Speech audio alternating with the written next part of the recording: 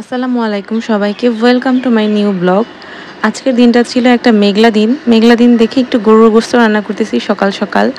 আর রান্না করতে করতে দেখলাম বৃষ্টি নেমে গেছে। বৃষ্টি দেখে দৌড়ে ছাদে চলে আসছি আকাশ দেখার জন্য। আমার আকাশ খুবই পছন্দ, বিশেষ করে যখন বৃষ্টি হয় তখন আকাশটা দেখতে খুবই ভালো লাগে। আর ছাদে এসে দেখেন এরকম একটা ওয়েদার দেখলে কার না ক্যাপচার করতে মন চায়। এরকম দৃশ্য দেখলে কি সুন্দর, মাশাআল্লাহ, তাই না? আমার বাসার উপরে যে আকাশের অংশটুকু আছে পুরো কালো মেঘে ছেয়ে আছে, আর দূরের আকাশটা একদম সাদা মেঘে ছেয়ে আছে। আচ্ছা, আমাকে একটা কথা বলেন তো, সাদা মেঘ আর কালো মেঘের মধ্যে কি কোনো পার্থক্য আছে? প্লিজ সবাই কমেন্ট বক্সে অবশ্যই জানাবেন।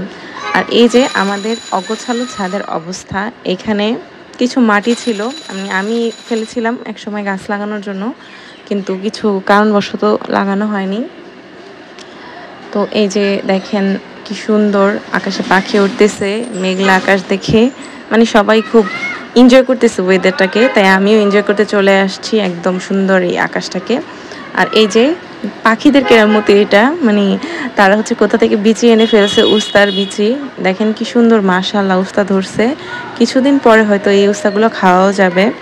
আর এই যে আমার বাসার পাশের ছাদ, যেটা আমি বলি সবসময় আমার কাছে এই ছাদটা খুব ভালো লাগে।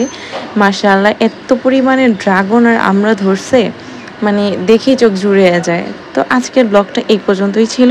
যদি সবার ভালো লাগে অবশ্যই লাইক, শেয়ার অ্যান্ড কমেন্ট করবা।